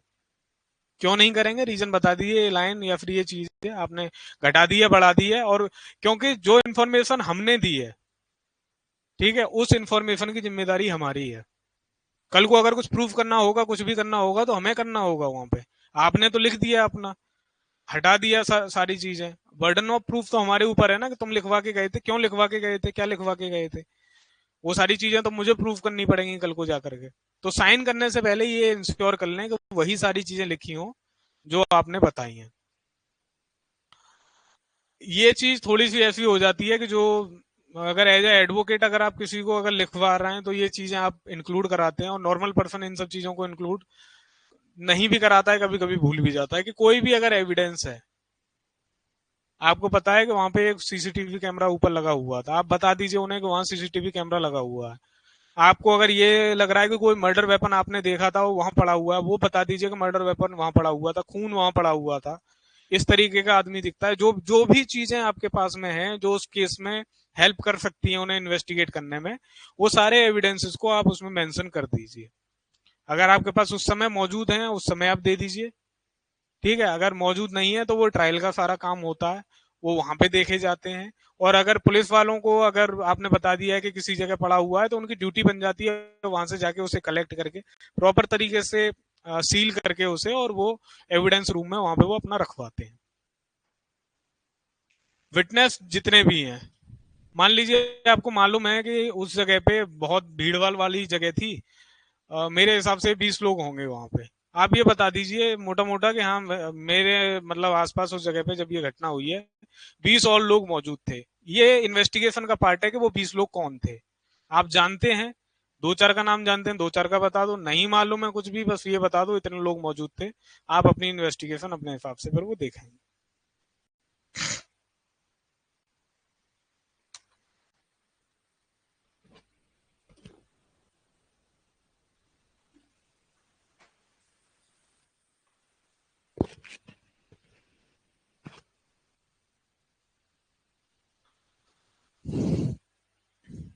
आप जब नोट्स बना रहे होंगे इसके, मतलब एफआईआर की समरी बना रहे हैं, कुछ भी कर रहे हैं, तो इन चीजों को ध्यान रखें। ठीक है। पहली चीज है, check for completeness all facts name details times and place. ये सारे करेक्ट लिखे हुए होने चाहिए। इसमें अगर कहीं भी अगर कोई ऐसा है ना कि भूल गए, नहीं लिखा है, कुछ भी है, क्रॉस एग्जामिनेशन में सामने वाला वकील एकदम खत्म कर देगा मुकदमे को, अगर ये सारी चीजें ठीक नहीं लिखी हुई हैं तो बहुत असर पड़ता है इन सब चीजों का। दूसरी चीज, confirm accuracy against your knowledge. जो आपको नॉलेज है और जो उसमें लिखा हुआ है, ठीक है, आपका कोई क्लाइंट आया, उसने आपको बताया कि भाई ये कहानी थी, और जो वो एफआईआर लेके आया उसमें कुछ और कहानी लिखी हुई है, उसे आप जरूर क्रॉस एग्जामिन मतलब क्रॉस वेरीफाई कर लें, ताकि क्योंकि कोर्ट में आपको जाकर के बोलना है, उसी के बेसिस पे बोलेंगे जो आपके हाथ में डॉक्यूमेंट, अपनी तरफ से तो कोई कहानी बता नहीं सकते। ठीक है। तो उन दोनों, जो कहानी आपको पता है और जो लिखी हुई कहानी है, उन दोनों को क्रॉस जरूर कर लें। ये इंपॉर्टेंट हो जाता है। तीसरी चीज ये होती है कि ये तो एडवोकेट के उससे हिसाब से बता रहा हूं कि इंश्योर नो अननेसेसरी और इनकरेक्ट इन्फॉर्मेशन इज इंक्लूडेड। अगर इंक्लूड हो रखी है तो आपकी ड्यूटी बन जाती है कि आप उस चीज को कोर्ट के सामने ना उठाएं। ठीक है, कोई अननेसेसरी चीज उसमें लिख दी गई है, ठीक है, या फिर इनकरेक्ट इन्फॉर्मेशन लिख दी गई है, कुछ भी है, तो कोशिश करें कि उस चीज को आप कोर्ट के सामने ना उठाएं। ठीक है। अगली चीज है, लीगल सेक्शन जो साइट हुए हैं उसमें अप्रोप्रिएट तरीके से हो रखे हैं, और जो एक्ट वगैरह जो उसमें लिख रखे हैं वो भी सही लिख रखे हैं। ये मैं एडवोकेट के उससे बता रहा हूँ ना, इसीलिए कि आप लोगों को देखना है ये। ठीक है, जो लिखवाने वाला था वो तो मैंने पहले बता दिया, वो भी यही है कि हमारे पास कोई आ रहा है तो हम क्या बताएं उन्हें कि किन किन चीजों को आपको ध्यान रखना है। वो सारी चीजें प्रॉपर तरीके से, डेट ये है, टाइम ये है, इस दिन हुआ है, ये आदमी मौजूद थे, इस जगह पे हुआ है, वो सारी चीजें एक्यूरेट अगर उसमें नहीं लिखी हुई होंगी तो पूरी की पूरी कहानी ही खत्म हो जाएगी। एक दिन का, एक घंटे का अगर ऊपर नीचे अगर टाइमिंग भी हो गई तो पूरी कहानी, आप कुछ बता कुछ और रहे हैं, हो कुछ और रहा है, वो सारी चीजें गड़बड़ हो जाती हैं। तो इसलिए पहली स्लाइड उसके लिए थी। दूसरी ये है कि आप लोगों को ये पता होना चाहिए कि कौन कौन सी चीजों को आपको क्रॉस वेरीफाई करना है जब आपके सामने एफआईआर आती है। ये एक्ट वाला आपका हो गया, verify that your statement if filed has not been altered. जो भी आपने स्टेटमेंट फाइल किया है, 161 वगैरह वाले बयान भी होते हैं इसके साथ में, वो भी सारी चीजें आप उसमें देखते चाहिए कि वो भी बदला ना गया हो। ठीक है, और जो पुलिस के सामने आपने जाकर जो भी चीजें, जो भी स्टेटमेंट दिए हैं, प्रॉपर तरीके से उन्हें चेक करते रहना पड़ता है, क्योंकि उसमें जहां भी आपने फाइन किया है, ठीक है, उसकी अकाउंटेबिलिटी आपकी हो जाती है। एफआईआर पे आप साइन करके आते हैं, उसकी अकाउंटेबिलिटी आपकी है। 161 वाले बयान पे साइन नहीं होते हैं तो उसकी अकाउंटेबिलिटी आप लोगों की नहीं होती है। ठीक है।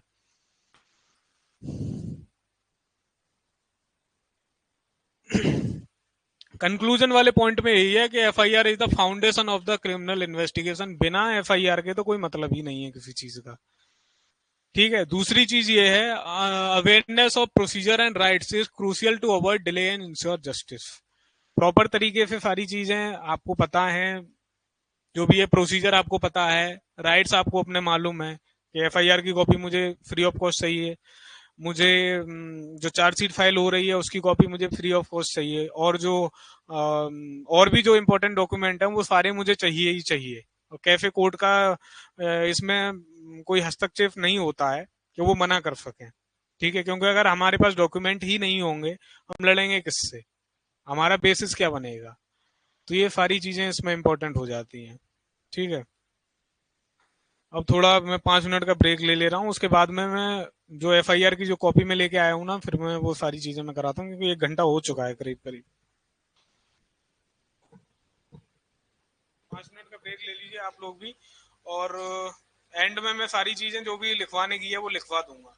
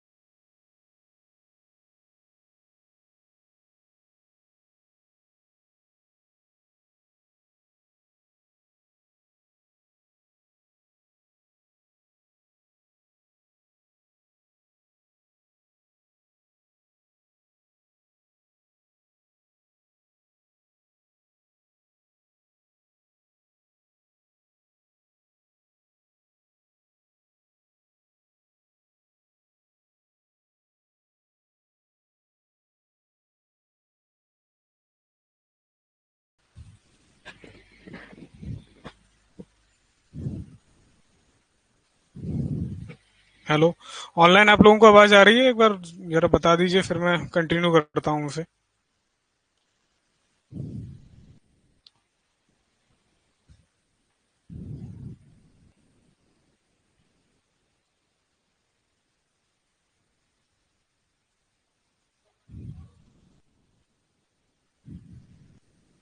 ऑनलाइन आप लोगों को आवाज आ रही है? बता दीजिए भाई, फिर कंटिन्यू करूँ उसे।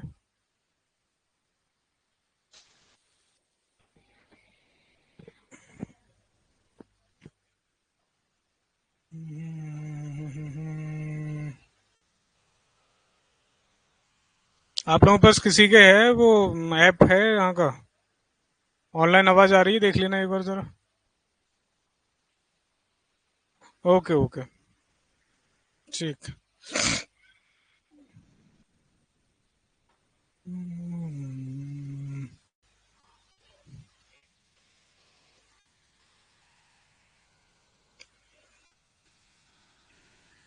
साफ दिख रहा है?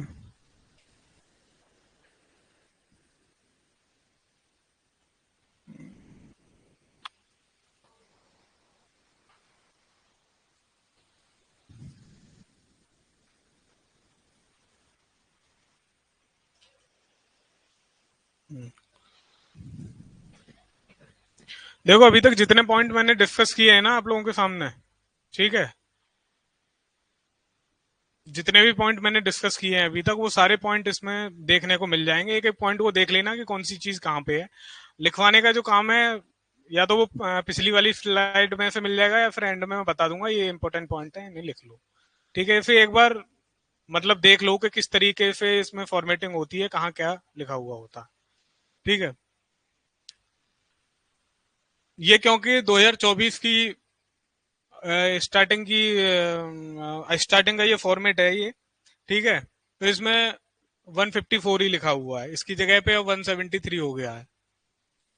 ठीक है, बाकी जो फॉर्मेट है वो सेम है, केवल और केवल सेक्शन इसमें बदला है।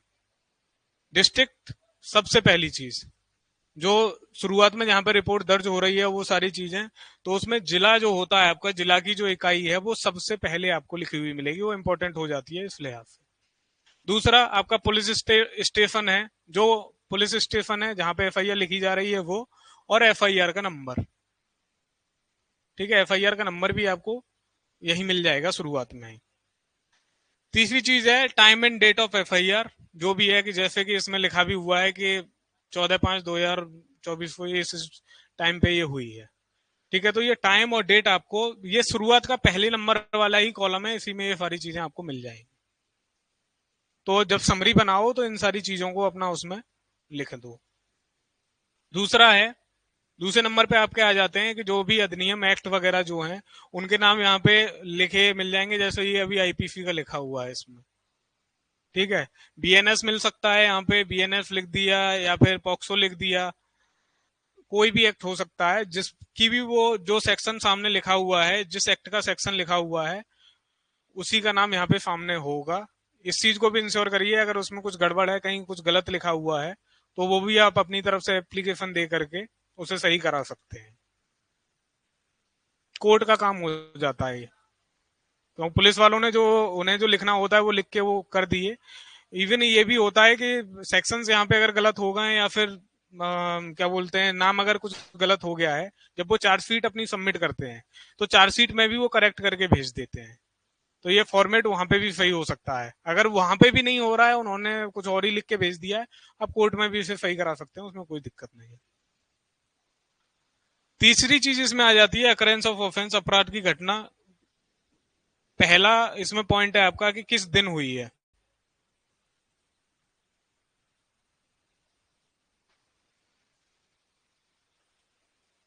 ठीक है, किस दिन हुई है। अरे भाई, दूसरी चीज है कि उसकी डेट क्या है, ऑफेंस की जो डेट होती है वो आपकी यहाँ मेंशन मिलेगी, किस डेट से लेकर के किस डेट तक का। ये एक्चुअली इसलिए लिखा जाता है इस तरीके से कि हो सकता है कि पार्ट पार्ट में हुई हो घटना, 2 दिन या 3 दिन तक कोई चीज चलती रही हो, एक दिन में हुआ है तो वही डेट दोनों जगह डाल के ये लिख दिया जाता है। तीसरी चीज, पहर टाइम, कि किस पहर में हुआ है, वो भी इसमें लिखा हुआ आपको मिलेगा। और उसके बाद में आपका टाइम। ठीक है, ये एक्चुअली जब क्रॉस एग्जामिन किया जाता है किसी भी विटनेस को, तो वहां पे ये सारी चीजें बहुत ज्यादा इंपॉर्टेंट हो जाती हैं। तो इस लिहाज से ये अगर आपको देखना है कि किस समय एफआईआर लिखी गई है, कौन से पुलिस स्टेशन में लिखी गई है, तो वो सारी चीजें आप यहाँ से कलेक्ट कर सकते हैं।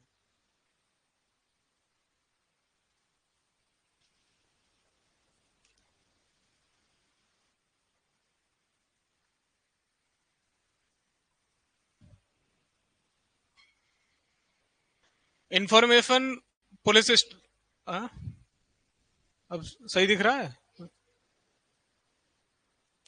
इंफॉर्मेशन किस पुलिस स्टेशन पे और थाना जहां पे सूचना प्राप्त हुई है उसका नाम। वैसे ये काफी उसमें ब्लैंक भी छोड़ देते हैं। 14/5/2025 को ये डेट इन्होंने लिख दी। टाइम जो भी है वो टाइमिंग यहाँ पे लिख दिया। इन्फॉर्मेशन जब थाने पे रिसीव हुई है उसका क्या टाइमिंग है।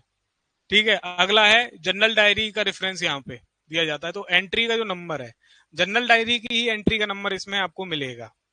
ठीक है, क्योंकि उससे अगर मान लीजिए कि कोर्ट ने अगर मंगाया है जनरल डायरी को वहां पे, तो वो किस हिसाब से देखेंगे। क्योंकि डायरी में क्या होता है कि वैसे तो वो लोग फोटो कॉपी करा के भेजते हैं। बहुत सारे मैटर ऐसे हो जाते हैं जो सेंसिटिव मामले हैं, और उसमें ये हो सकता है कि थोड़ी बहुत इन्फॉर्मेशन ऊपर नीचे हो सकती है कि उससे पहले क्या चल रहा था, कौन आया था वहां पे। वो सारी चीजें देखते हैं कि कहीं ऐसा तो नहीं है कि किसी के इन्फ्लुएंस में ये लिखी गई है। तो एक दिन पहले, 2 दिन पहले, 1 घंटा पहले की भी अगर इन्फॉर्मेशन देखनी होगी तो वो जनरल डायरी में सारी चीजें मिल जाती हैं। और फिर अगर उन्हें रेफरेंस लेना है कि ये एफआईआर जो ये लिखी हुई है, ठीक है, ये एफआईआर जनरल डायरी में कौन से नंबर पे लिखी हुई है, ये एफआईआर के फॉर्मेट में ही लिखा मिलेगा कि इस समय ये लिखी गई है, ये जनरल डायरी का यहाँ पे ये एंट्री नंबर है। तो उसे आप खोल के अपना देख लीजिए, क्रॉस वेरीफाई कर लीजिए जो भी है। कोर्ट तो मंगा सकता है, प्राइवेट पर्सन इसको अपने हाथ में नहीं ले सकता है सारी चीजें। ठीक है, अगला है इसका जनरल डायरी में एंट्री का जो टाइम है और डेट है, वो भी यहाँ पे आपको मिलेगी। ये मैन हो जाता है जब एसएचओ को बुलाया जाता है या फिर आईओ को बुलाया जाता है।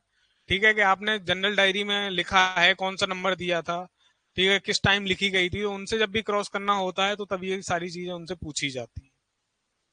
नेक्स्ट है टाइप ऑफ इंफॉर्मेशन। सूचना का प्रकार क्या है। जैसा कि मैंने बताया था अभी थोड़ी देर पहले कि या तो आप ओरली जाके बता सकते हैं या फिर आप राइटिंग में दे सकते हैं। तो वो भी यहाँ पे इन्हें लिखना जरूरी होता है कि ओरली बताई गई है कोई इन्फॉर्मेशन या फिर राइटिंग में वो लिख के दी गई है।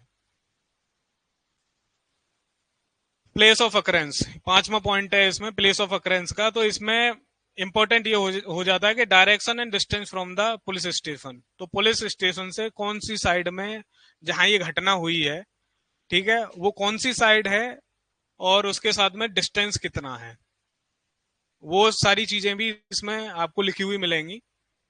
अगर बीट का कोई नंबर है, वहां पे थाने के अंदर में बहुत सारी बीट होती हैं, छोटी छोटी जगह बना दी गई होती हैं, चेक पोस्ट वगैरह टाइप की जो होती हैं। ठीक है, उनको भी एक नंबर थाने के हिसाब से असाइन हुआ होता है। ठीक है, अगर बीट का कोई नंबर वहां पे है, कोई बीट बनी हुई है, तो उसका भी नंबर यहाँ पे ये लिख देते हैं। ठीक है, अगली चीज है एड्रेस। जिसने ये जो भी ये मकान वादिया का ग्राम, जिसने ये इन्फॉर्मेशन दी है और जिस जो जगह वो बता रहा है कि यहाँ पे ये घटना हुई है, ये सारी चीजें हैं, उस जगह का भी एड्रेस आपको अगर पता है तो आप लिखवा दीजिए उसमें। नहीं पता है तो वो बेचना का पार्ट होता है, वो अपना ढूंढ ढांड के लिख लेते हैं क्या करना है। अगली चीज है in case outside the limit of police station. तो वो कौन सा पुलिस स्टेशन है। ठीक है, कि मान लीजिए कि अलीगढ़ का कोई मामला है, थाना क्वारसी का, और एफआईआर कोई लिखवा रहा है किसी और थाने पे जाकर के, कोई भी रीजन हो सकता है, तो वो सारी चीजें भी आपको यहीं मिल जाएंगी। जब भी एफआईआर ट्रांसफर होके आती है तो उसमें ये सारी चीजें उन्हें मेंशन करनी पड़ती है कि कौन से थाने का ये मामला है और हमारे यहाँ पे ये लिखा गया है, वो आपको यहाँ पे लिखा हुआ मिलेगा।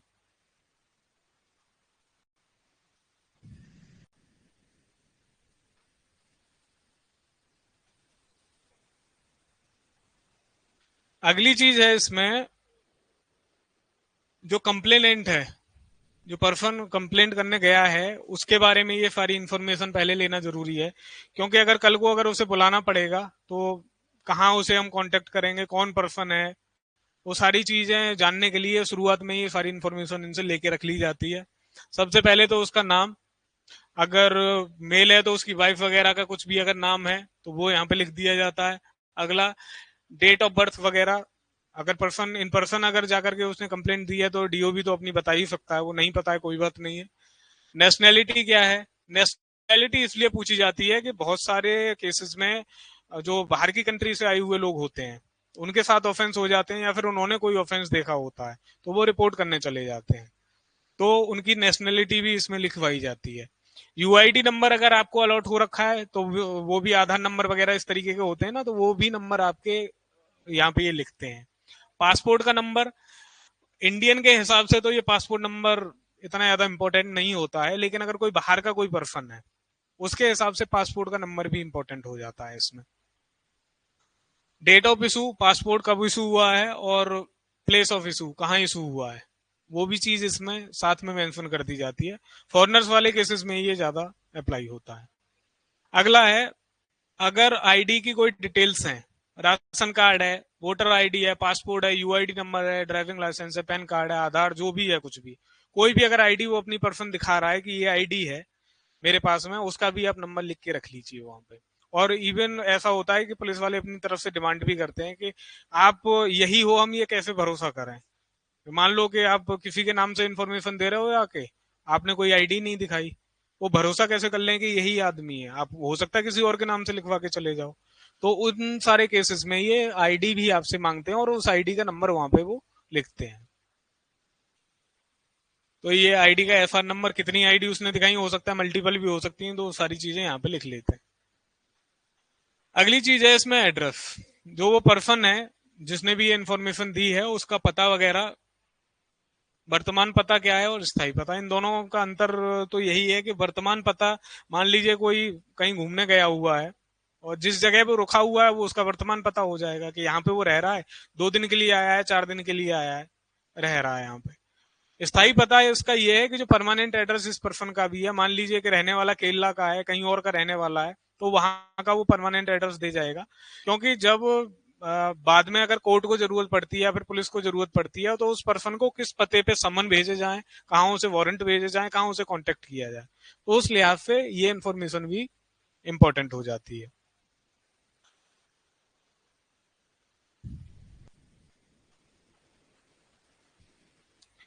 इसके साथ साथ, अरे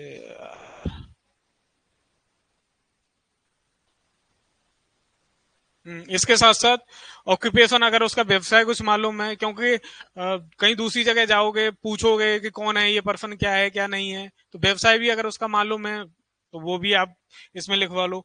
फोन नंबर या फिर मोबाइल नंबर, अब तो मोबाइल नंबर ही लिखवाते हैं लोग, तो मोबाइल नंबर क्या है वो भी इंपॉर्टेंट यहाँ पे हो जाता है, तो वो भी लिखवा लेंगे, तो वो ये डिटेल ये लोग कलेक्ट करते ही करते हैं।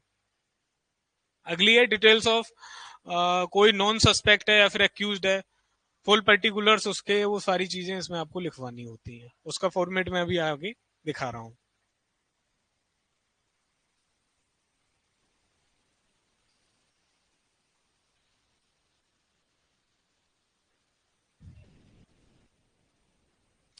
तो जैसे इस वाले मामले में 4 एक्यूज्ड हैं, ये 4 लोग हैं ये, ठीक है, इनके चारों के नाम इन्होंने लिखवा दिए, आपको पता है कि ये इन इन लोगों ने ये घटना कारित की है, तो उनके बारे में आपने ये सारी चीज नाम लिखवा दिए, उनका पिता का नाम अगर कुछ पता है या फिर माता का नाम जो भी है वो आप साथ में लिखवा देंगे, उनका वर्तमान पता अगर आपको पता है तो लिखवा देंगे। अगर इन केस अगर आपको नाम नहीं पता है, वर्तमान पता नहीं पता है, कुछ और चीज नहीं मालूम है, उस चीज को आप ब्लैंक छोड़ दीजिए। इवन ये होता है कि किसी का भी नाम नहीं मालूम है तो सारे के सारे नाम अज्ञात में ये लोग लिख देते हैं, पुलिस अपनी विवेचना करती है और ढूंढती रहती है फिर उन लोगों को। आपका काम केवल इतना है कि आप सूचना दें ले जाकर के, कोई कॉग्निजेबल ऑफेंस हुआ है, बाकी की सारी काम पुलिस के ऊपर है, वो करेंगे अपने।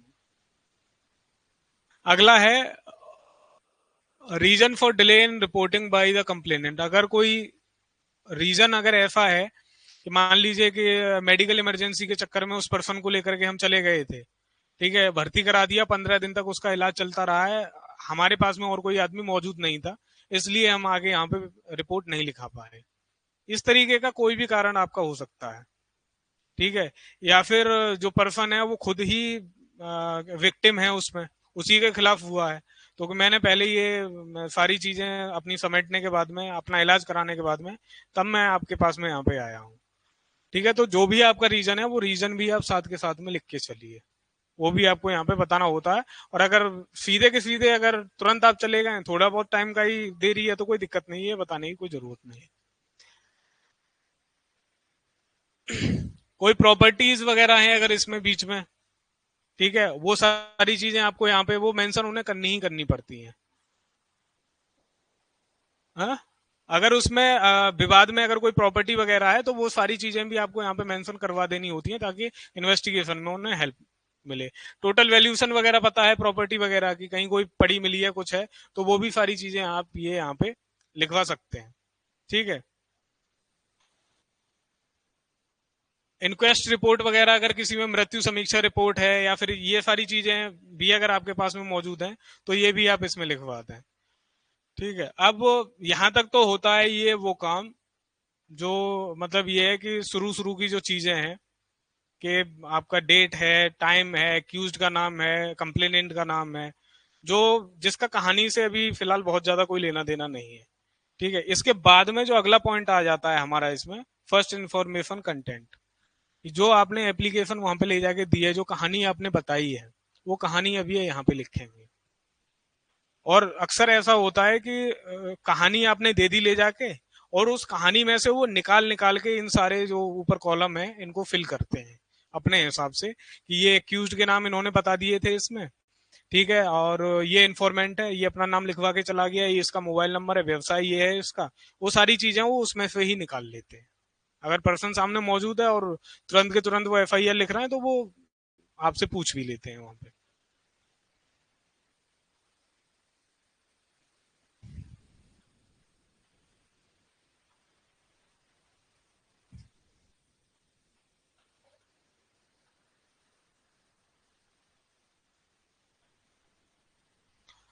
जैसा भी मैं बता रहा था कि पंजीकृत का कठोर कार्रवाई करने की कृपा करें, यहाँ तक तो आपका वर्जन लिखा जाएगा जो आपने इंफॉर्मेशन दी है। यहां से आके डेट है जिस पर्सन ने वो लिखी है एफआईआर। मान लो कि आईओ, मतलब एसएचओ ने किसी एक पर्सन को वहां साइन कर दिया कि आप इसे पूरा लिखिए। मोस्टली ऐसा होता है कि कांस्टेबल वगैरह जो होते हैं उनको ये ड्यूटी असाइन हो रखी होती है कि वो अपने सुपरविजन में एसएचओ वो लिखवाता है उनसे। ठीक है, तो जिसने भी वो लिखी है वो रिपोर्ट, उसका नाम आपको यही मिल जाएगा कि इसने रिपोर्ट लिखी है। और क्योंकि उसे क्रॉस करना होता है, तो ये सारा जो कंटेंट जो ऊपर लिखा हुआ है इसके रिगार्डिंग कि ये आपने लिखा था, ये लिखा था, उसने ये बोला था, लिख के लेकर के आया था या फिर ओरली है, कैसे क्या है, वो सारी चीजें उस आदमी से हमें पूछनी होती है। ठीक है, और उसमें ये साथ में ये लिखता है कि नकल शब्द व शब्दों में मेरे द्वारा कंप्यूटर कंप्यूटर पे लिखा है तो वो कंप्यूटर लिखेगा। अगर नॉर्मल डायरी में अगर उसने लिख के रखा है जो उनकी होती है, अगर उस पर लिखा हुआ है तो वो लिखेगा। जहां भी वो लिख रहा है वो जगह भी वो यहाँ पे मेंशन करेगा कि मैंने इस जगह पे ये लिखा है। ठीक है, क्योंकि इसकी जिम्मेदारी उसकी होती है कि जो चीजें आपको बताई गई थी और आपने वो नहीं लिखी है, अपने मन से कुछ भी लिख दिया है, तो किससे पूछोगे? जिसने लिखा है उसे बुलाया जाता है उसके लिए। अगला जो पॉइंट होता है इसमें, action taken since the above information reveal commission of, जो भी ऑफेंस हुआ है, तो क्या आपने, मतलब ये एसएचओ के ऊपर होता है शुरुआत में, तो कि आपने अपनी तरफ से क्या किया है। तो पहली चीज इसमें, registered the case and took up, कब, ठीक है। अगला, डायरेक्शन, डायरेक्टेड, इसमें किस ऑफिसर को आपने असाइन किया, क्या आप खुद विवेचना कर रहे हैं, या फिर किसी पर्टिकुलर एक आईओ जो क्षेत्र जैसे मिला हुआ है उसको आपने ये दिया है। तो जिसको भी दिया गया है उसका नाम आप यहाँ पे लिखेंगे, यहाँ इस पर्सन को ये असाइन कर दिया गया है, ये इसमें विवेचना कर रहा है। न्यायालय को अगर कुछ भी पूछना है तो इस पर्सन से पूछे। रैंक उसकी क्या है, जैसे इसमें sub inspector rank, mostly sub inspector rank के ही ऑफिसर्स को कॉग्निजेबल ऑफेंसेस में वो किया जाता है। ठीक है, उसके बाद में इसमें नंबर भी इनको असाइन होता है। ठीक है, आईओ वगैरह के इनसे कांटेक्ट कैसे किया जाएगा, उनके भी फोन नंबर्स वगैरह इसमें इंक्लूड कर दिए जाते हैं मोस्टली कि इस पर्सन को किया जा रहा है, ये नंबर है। और एफआईआर का नंबर वगैरह तो मैंने बता ही दिया। तो फोन नंबर्स वगैरह भी जो है ना इन लोगों के, वो भी आपको इसमें इसी में मिल जाएंगे। अगला, अगर वो इन्वेस्टिगेशन करने से रिफ्यूज कर रहा है, मान लो कि उसका कोई इंटरेस्ट उसमें है पहले से, उसे पता है कि हो सकता है मेरी फैमिली मेंबर्स वाले इससे कनेक्टेड हैं कहीं ना कहीं, या फिर ये है कि मेरे पास में पहले से बहुत ज्यादा केसेस हैं और मैं उन्हीं की विवेचना नहीं कर पा रहा हूं, तो ये एडिशनल हो जाएगा मेरे पास में। तो वो सारे ग्राउंड्स जो हैं वो उसे लिखने पड़ते हैं, फिर वो किसी और ऑफिसर को ट्रांसफर करते हैं उस रीजन को देखते हुए। ठीक है, लेकिन वो रीजन अगर आप रिफ्यूज कर रहे हैं तो आपको लिखना पड़ता है।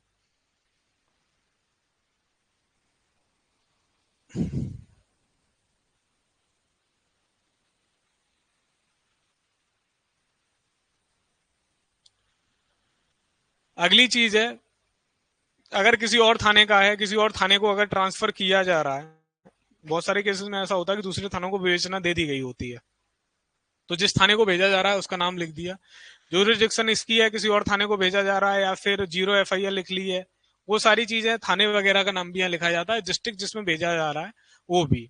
ठीक है, साथ में इन्हें ये भी लिखना होता है, FIR read over to the complainant, informant जो भी आया है correctly recorded and copy given to the complainant. तो यही ये मेंशन कर दिया गया है कि जो कॉपी है वो इन्फॉर्मेंट को वहीं आपको देनी होती है, जो इन्फॉर्मेशन देने आया है उसे आप कॉपी वहां के वहीं दे दीजिए, और ये आप यहाँ पे मेंशन कर दिए कि हाँ आपने ये कॉपी दी है। ठीक है, ये एसएचओ के, क्योंकि यहाँ पे नीचे साइन हो रखे होते हैं, उनकी जिम्मेदारी बन जाती है, उनसे कल को क्वेश्चन होगा कि आपने यहाँ पे लिख रखा है कि मैंने एफआईआर की कॉपी दे दी थी और वो तो मना कर रहा है कि मुझे कॉपी नहीं मिली थी। ठीक है, तो जवाबदेही उनकी बन जाती है इसमें। अगली चीज, signature and thumb impression of the complainant, जो साइन आपको करने हैं ये वाले, ये सारी आपको अपनी कहानी पढ़ के सब वेरीफाई करके कि हाँ जो मैंने बोला है वही इसमें लिखा गया है, तभी आप ये साइन करेंगे। थंब इम्प्रेशन भी वो चाहे तो साथ में लगवा लेते हैं। अगला कि जब ये एफआईआर लिख ली गई है उसके तुरंत बाद उनको कोर्ट में भी एक इसकी कॉपी सबमिट करनी पड़ती है कि हाँ ये मुकदमा आया है, इसमें हम विवेचना कर रहे हैं। ठीक है, तो किस डेट को की गई है, date and time of dispatch to the court, जब कोर्ट को भेजा जा रहा है। एक्चुअली इनका क्या होता है, ये पूरा सिस्टम बना हुआ है कि कुछ पुलिस वालों को क्या बोलते हैं, कोर्ट के काम के लिए ही लगा रखा होता है इन्हें। ठीक है, उनका काम ये होता है कि जो कोर्ट के कागज हैं उन्हें तो लेके जाएंगे वो पुलिस स्टेशन में, और जो पुलिस स्टेशन से कोई कागज मंगाया जा रहा है या फिर एफआईआर वगैरह है, वो सारी चीजें लेकर के आएंगे वो कोर्ट को। यही काम होता है इनका, इनको पैरोकार बोला जाता है वैसे पुलिस वालों के उसमें, इनका ये काम होता है, ये असाइन हो रखे होते हैं। तो जब उसको दी जा रही है डेट और टाइम, उसका यहाँ पे लिख दिया जाता है कि इस डेट और इस टाइम को भेजा गया था। ठीक है, क्योंकि इसके बाद में फिर ड्यूटी उस पर्सन की बन जाती है जिसको वो दे दी गई है। कोर्ट में अगर नहीं पहुंची है रिपोर्ट, जो भी है ये जो इन्फॉर्मेशन है, अगर कोर्ट में नहीं पहुंची है, क्यों नहीं पहुंची है, तो जवाबदेही उसकी रहेगी यहाँ पे। अगला, ये जो पार्ट होता है यहाँ पे, ये signature of officer in charge of police station, जो थाना प्रभारी एसएचओ है उसके उसका नाम, पता, वो सारी चीजें इसमें लिखी हुई आपको मिल जाएंगी। इनको कांटेक्ट करना है, कुछ भी इनसे पूछना है, कोर्ट को कुछ भी पूछना रहता है, तो वो सारी चीजें यहाँ पे अपनी देख लेते हैं।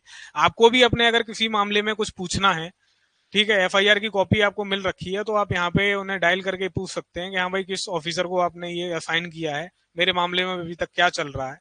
इनसे कांटेक्ट कर सकते हैं। वैसे ये लोग फोन पे बताते नहीं है, इन पर्सन भी जाके पूछोगे तो भी मुश्किल ही है, लेकिन ये है कि सहूलियत के लिए सारे फोन नंबर और रैंक जो है इनकी सारी इसमें लिखी हुई होती है। कोर्ट में जब इनको बुलाना होता है तो जो एफआईआर की कॉपी होती है ना, उसी के हिसाब से बुलाया जाता है कि ये पर्सन था उस टाइम पे एसएचओ, क्योंकि इन लोगों के ट्रांसफर होते रहते हैं, 4 महीने यहाँ रह रहा है, 6 महीने कहीं और रह रहा है, तो जिसके टाइम पे वो लिखा गया वही पर्सन आके उसे देखता है। अभी क्या है, ये नए रूल्स लाने की कोशिश की जा रही है कि जो उस टाइम पे थाना प्रभारी है वो आके, मतलब मान लीजिए कि क्वारसी पे कोई और पर्सन था पहले, अभी कोई दूसरा आ गया है, ठीक है, तो अब जो दूसरा वाला है वो भी आकर के दे सकता है, ये कोशिश की जा रही है। लेकिन पुराना जो मेथड जो चलता आ रहा है हमेशा से वो यही है कि जिस पर्सन ने जहां पे फाइन किए हैं, चाहे पुलिस वाला है चाहे प्राइवेट पर्सन है, वही आके उस डॉक्यूमेंट को प्रूव करेगा। ठीक है, तो ये था आपका एफआईआर का पूरा कंटेंट। अब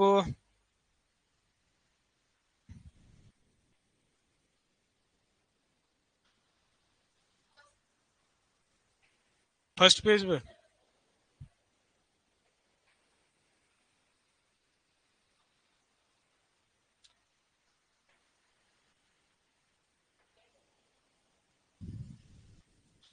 ऑनलाइन आप लोगों को कोई अगर समस्या है, कोई चीज अगर नहीं समझ में आई है तो आप पूछ लीजिए, उसके बाद मैं क्लास को एंड कर देता हूँ। इसकी कॉपी एक्चुअली मैं उसमें डलवा दूंगा, या तो सर से कह के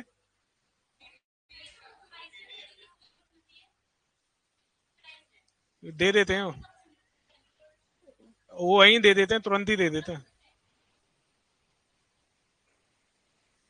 अब पहले थोड़ा, ठीक है, आप लोगों के कोई डाउट्स नहीं है तो मैं क्लास को यहाँ एंड कर रहा हूँ, ठीक है।